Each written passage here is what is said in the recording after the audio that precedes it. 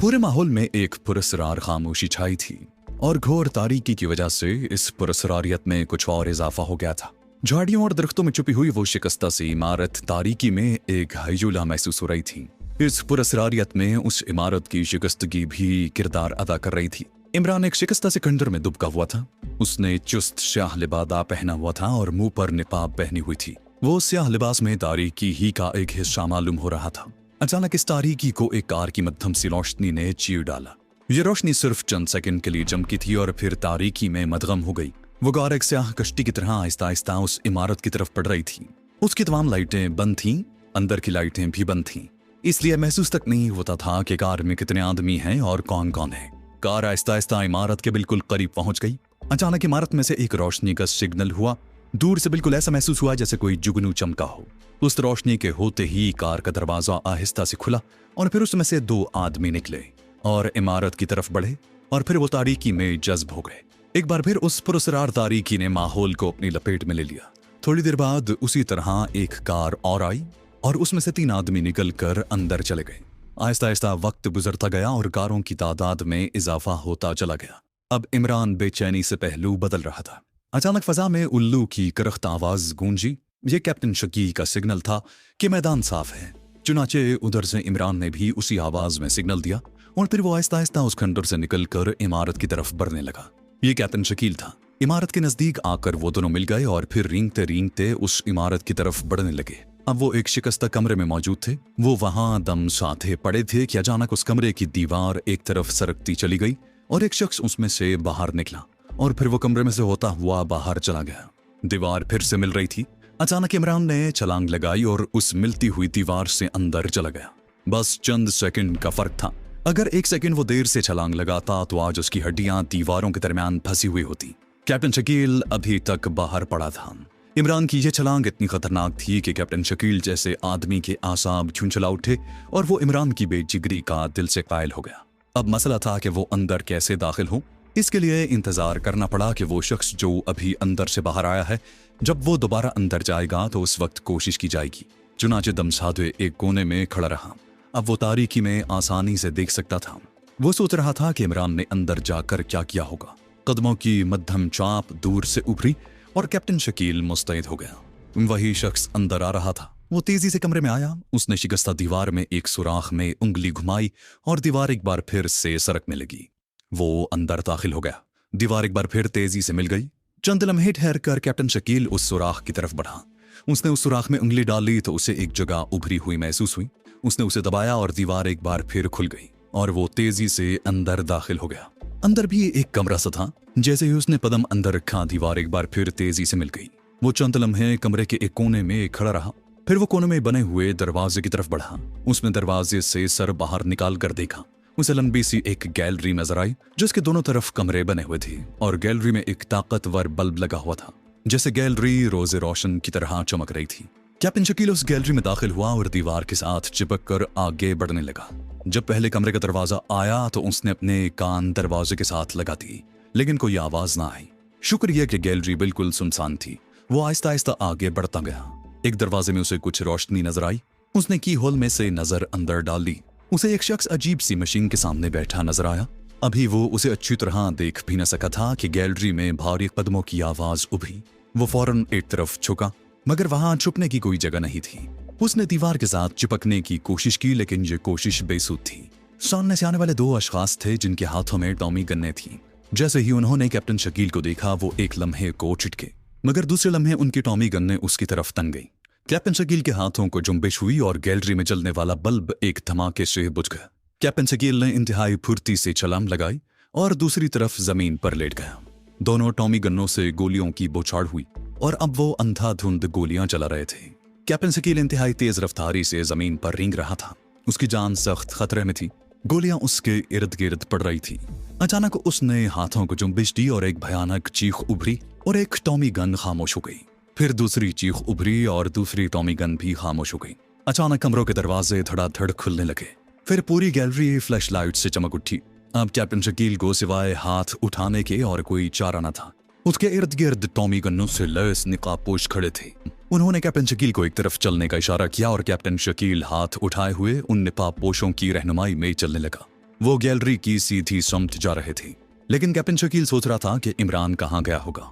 अभी तक इमरान कहीं नजर नहीं पड़ा था और ना ही उससे पहले उसे कोई गड़बड़ होती नजर आई थी। इसका मतलब यह है कि इमरान किसी मखसूस जगह बाहिफाजत पहुंचने में कामयाब हो चुका है। फिर वो यहाँ आने के मकसद पर गौर करने लगा। आज सुबह जूलिया ने इस इमारत के पास पहुंचने के लिए X2 का हुक्म सुनाया था। फिर यहाँ उसे इमरान मिला और उसने उसे बताया कि इस इमारत में शायद माका जोंगा की मकामी ब्रांच का हेडक्वार्टर मौजूद है, इसलिए आज रात तुम और मैं इस इमारत में घुसेंगे, शायद कोई सुराग मिल जाए। चुनाचे उसके नतीजे में वो उस वक्त यहाँ मौजूद था। अचानक उसकी सोच में खलल पड़ गया क्योंकि उसे दाएं तरफ मुड़ने का हुक्म दिया गया। वो दाएं तरफ मुड़ गया। यहाँ गैलरी का इख्तिताम था और सामने एक बड़ा दरवाजा नजर आ रहा था जो बंद था, जिस पर पीतल की 2 तलवारें जड़ी हुई थीं। उस दरवाजे के सामने एक निकाबपोश टॉमी गन हाथ में लिए टहल रहा था। उन्हें देखते ही वो रुक गया। उसने शकील की तरफ गन सीधी कर ली। शकील एक लम्हे के लिए रुक गया, लेकिन पीछे से टहूका मिलते ही फिर आगे बढ़ने लगा। जब वो उस मुहाफिज के पास पहुंचा तो पीछे आने वाले नकाबपोशों में से एक ने दरवाजे के मुहाफिज को मुखातिब करते हुए कहा, माका अजीम है। दरवाजे पर टहलने वाले मुहाफिज ने जवाब दिया, जोंगा अजीम तर है। उसके बाद दरवाजे वाले मुहाफिज ने अपनी टॉमी गन नीचे कर ली। उसने शकील की तरफ इशारा करके पूछा कि ये कौन है और इस जगह कैसे आया। निकाबपोश बोला, मालूम नहीं कैसे आया है, वैसे मुझे तो कोई मकामी जासूस मालूम होता है। कैप्टन शकील हाथ उठाए खामोशी से ये मुकालमे सुनता रहा। दरवाजे पर टहलने वाले मुहाफिज ने एक तलवार के दस्ते पर बने हुए किसी बटन को दबाया, फिर दूसरी तलवार के दस्ते पर जोर दिया, फिर उन दोनों की नोकों को खींचा और फिर उन तलवारों के नीचे बने हुए हैंडल को घुमाया। अब दरवाजा एक जोरदार चरचराहट से खुल गया। अंदर एक बहुत बड़ा हॉल नजर आया जिसमें चारों तरफ किस्म किस्म की मशीनें चल रही थी। उनमें से हर एक मशीन के सामने एक एक शख्स बैठा हुआ था। चंद मशीनों में स्क्रीन भी थे जिन पर मुख्तलिफ नजारे नजर आ रहे थे। हर शख्स अपने काम में लगा हुआ था। चंद निकाबपोश यहाँ भी टॉमी गन्ने लिए टहल रहे थे। कैप्टन वॉर से मशीनों को देखता हुआ दरमियान में से गुजरता चला गया। हॉल के एक तरफ पहले दरवाजे की तरह बड़ा दरवाजा था जिसके बाहर एक और गैलरी नजर आ रही थी। कैप्टन शकील उस टूटी फूटी इमारत के नीचे इस कदर अजीम शान और पुरअसरार इंतजामात देख कर हैरान रह गया। अब वो गैलरी में गुजर रहे थे। एक दरवाजे पर जाकर वो रुक गए। उसके बाहर एक सुर्ख बल्ब जल रहा था। एक निकाबपोश ने कोने में लगा हुआ बटन दबाया और फिर दरवाजे की तरफ मुंह करके अटेंशन खड़ा हो गया। दूसरे निकाबपोश भी मुस्तैद खड़े थे। अचानक दरवाजे के सामने लगा हुआ बल्ब सुर्ख से सब्ज रंग में तब्दील हो गया और दरवाजा आहिस्ता आहिस्ता खुलने लगा। निकाबपोशों ने कैप्टन शकील को अंदर चलने का इशारा किया और कैप्टन शकील आहिस्ता आहिस्ता अंदर दाखिल हो गया। निकाबपोश भी अंदर दाखिल हो गए। अंदर एक तारीक सा कमरा था। सामने एक बड़ी मशीन नजर आ रही थी जिस पर मुख्तलिफ किस्म के बटन लगे हुए थे। सैकड़ों की तादाद में डायल थे। इस मशीन के कोने में स्क्रीन भी था। रंग रंग के बल्ब बड़ी तेजी से स्पार्क कर रहे थे जिस पर सुर्ख रंग की बहुतात थी। उस पूरे कमरे में कोई भी शख्स न था। शकील हैरान था कि अब क्या होगा। अचानक बल्ब तेजी से स्पार्क करने लगा और फिर स्क्रीन रोशन हो गई जिसमें एक साया सा कुर्सी पर बैठा नजर आ रहा था। उस साये को देखते ही तमाम निकाबपोशों ने बैक वक्त बुलंद आवाज में कहा, माँ का अजीम है, जोंगा अजीम तरीन है, हम माँ का जोंगा को सलाम करते हैं। अचानक उस साये के होंठ हिले और फिर मशीन पर लगी हुई एक जाली में से आवाज आई, माँ का जोंगा के गुलामों में ये कौन है? निकाबपोश ने कहा, ये शख्स गैलरी नंबर 1 में फिर रहा था। आवाज आई, क्या? आवाज इतनी खतरनाक थी कि मशीन की जाली भी थरथरा उठी। कैप्टन शकील के दोनों कानों में जैसे लोहे की गर्म सलाख उतरती चली गई और वो निकाबपोश झुक गए। आवाज आई, क्या किसी ने गद्दारी की है जो इस शख्स ने यहाँ दाखिल होने का रास्ता पा लिया? निकाबपोश कुछ न बोले। आवाज आई, अच्छा इसे छोड़कर बाहर चले जाओ और गैलरी नंबर 1 के ऑपरेटर को फौरन हाजिर करो। आवाज में वर्राहट बदस्तूर मौजूद थी। चारों निकाबपोश बाहर निकल गए और दरवाजा एक बार फिर बंद हो गया। अब कैप्टन शकील उस मशीन के सामने अकेला खड़ा था। जाली से आवाज आई, तुम कौन हो? मुंह से निकाब उतारो। कैप्टन शकील चुपके से खड़ा रहा। इस बार आवाज में शदीद गुर्राहट थी। क्या तुमने सुना नहीं? कैप्टन शकील गुमसुम खड़ा था। उसने कोई हरकत न की। अचानक बल्ब इंतहाई तेजी से स्पार्क करने लगे और फिर एक बारीक शुआ तेजी से कैप्टन शकील पर पड़ी। उस शुआ का पड़ना था कि कैप्टन को ऐसा महसूस हुआ जैसे उसके दिमाग में आंधियां चल रही हों और कोई शख्स उसे मुंह पर से निकाब उतारने का हुक्म दे रहा हो। अचानक कैप्टन शकील का हाथ उठा और उसने अपने मुंह पर से निकाब उतार दिया। दिमाग में सुकून हो गया और उसके साथ ही मशीन में बल्बों की स्पार्किंग भी कम हो गई। कैप्टन शकील हैरान रह गया। जाली में से एक तहकहा बुलंद हुआ। इतने में दरवाजा खुला और वो चारों निकाबपोश एक आदमी को लेकर आ गए जिसका रंग जर्द पड़ गया था। वो मशीन के सामने सर झुकाकर खड़ा हो गया। आवाज आई, गैलरी नंबर 1 पर तुम थे? उस नौजवान ने बदस्तूर सर झुकाए जवाब दिया, यस सर। आवाज इंतहाई गजबनाक हो गई। फिर ये नौजवान कैसे पहुंच गया? नौजवान बदस्तूर सर झुकाए खड़ा रहा, उसने कोई जवाब न दिया। आवाज आई, तुम अपनी गलती तस्लीम करते हो। इतना कहते ही एक सब्ज रंग की शुआ उस मशीन से निकली और उस नौजवान पर पड़ी। नौजवान की एक भयानक चीख निकली और एक लम्हे के बाद उसकी लाश वहां पड़ी थी, बिल्कुल जली हुई लाश। ऐसा मालूम होता था जैसे किसी ने उसे रोस्ट कर दिया। निकाहपोश फौरन झुके और माँ का जोंगा जिंदाबाद के नारे लगाने लगे। उसके बाद जाली से फिर आवाज आई, अब तुम बताओ तुम कौन हो? देखो सच सच बताओ वरना तुम्हारा हशर भी यही हो सकता है। शकील बोला, मैं CID इंस्पेक्टर हूं। आवाज आई, तुम गलत बयानी कर रहे हो। कैप्टन शकील ने जोर देकर कहा, मैं सच बोल रहा हूं। आवाज आई, अच्छा तुम यहाँ कैसे आए? कैप्टन शकील ने कहा, मैं राह भटक कर इधर आ गया, लेकिन यहां से अचानक दीवार खुली देखकर नीचे उतर आया। आवाज आई, बकवास, तुम झूठ बोल रहे हो। देखो अपनी जान के गाहक न बनो, सब कुछ बता दो वरना यहाँ लोग मौत को तरसते हैं और मौत नहीं आती। कैप्टन शकील ने कहा, मैंने सब कुछ बता दिया है। आवाज आई, माँ का जोंगा के गुलामों, तुम बाहर जाओ और चंद मिनट के बाद इसकी लाश ले जाना। निकाहपोश दरवाजा खोल कर बाहर निकल गए। अभी दरवाजा पूरी तरह बंद नहीं हुआ था कि कैप्टन शकील ने फुर्ती से रिवॉल्वर निकाल लिया और फिर उसने मशीन पर लगातार फायर करने शुरू कर दिए। पहला फायर हुआ और एक बहुत बड़ा बल्ब जो मुसलसल स्पार्क कर रहा था टूट गया। उसके बाद दूसरा फायर हुआ और स्क्रीन तारीक हो गई। उसके साथ ही मशीन से एक अजीब सी शुआ निकली और कैप्टन शकील की तरफ बढ़ी, लेकिन कैप्टन शकील फुर्ती से एक तरफ हट गया। शुआ सीधी सामने के दरवाजे पर पड़ी और दरवाजा पिघल गया जैसे मोम पिघलता है। कैप्टन शकील ने एक और फायर किया, एक और डायल टूटा, मगर उसके बाद कैप्टन शकील के दिमाग पर धुंध सी छा गई और उसके तमाम एहसासात यकदम सो गए। उसे इतना याद था कि वो बुरी तरह हाथ पैर मारता हुआ नीचे गिर रहा है। उसके बाद मुकम्मल तारीकी थी। इमरान जैसे ही छलांग मारकर अंदर आया, वो एक छोटे से कमरे में था। इमरान चंद लम्हे उस कमरे में खड़ा रहा, फिर हाथ में पिस्तौल लेकर दरवाजे से बाहर निकल आया।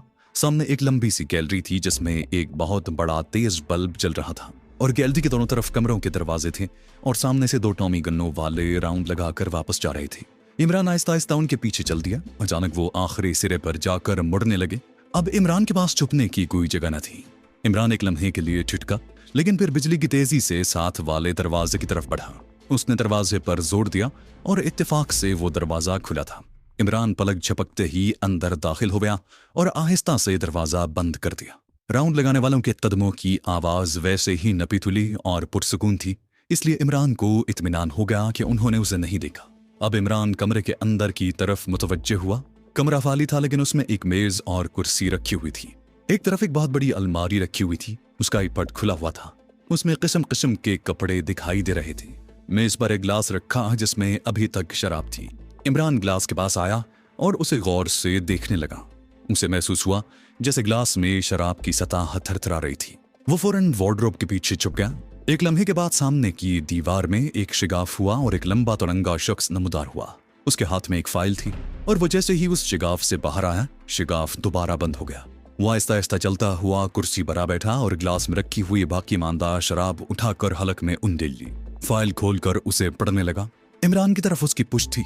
इमरान आहिस्ता से अलमारी के पीछे से निकला और कदम पर कदम रखता हुआ उसकी तरफ बढ़ा। वैसे भी कालीन पर रबड़ सोल जूते आवाज नहीं देते थे। उसने अपनी जेब से रुमाल निकाला और इमरान ने एक हाथ उस शख्स के गले में डाला और रुमाल उसकी नाक पर रखा। एक लम्हे के लिए वो तड़पा, लेकिन शायद रुमाल में क्लोरोफॉर्म की मिकदार काफी से ज्यादा थी, क्योंकि दूसरे लम्हे वो इमरान के हाथों छूल गया। इमरान ने उसे पकड़कर जमीन पर लिटा दिया और उसकी नब्ज देखकर अंदाजा लगाया।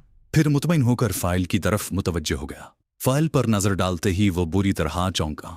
उसने झपट कर वो फाइल उठाई और फिर जैसे जैसे वो उसे पढ़ता गया उसकी हालत मुतगय्यर होती गई। फिर उसने वो फाइल मोड़ तोड़ कर अपने कोट की अंदर वाली जेब में रख दी।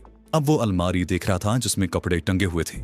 उसने कपड़ों के पीछे हाथ बढ़ाकर देखा तो उसे एक और खाना महसूस हुआ। उसने उसे खोला। उसमें मुख्तलिफ कागजात थे जो तमाम के तमाम कोड वर्ड्स में लिखे हुए मालूम होते थे। इमरान ने ये सब निकाल कर अपनी जेबों में ठूंस लिए। जबदम वो उछल पड़ा क्योंकि गैलरी में टॉमी गन ने चलने की आवाजें आने लगी। एक फायर हुआ, फिर एक चीख निकली।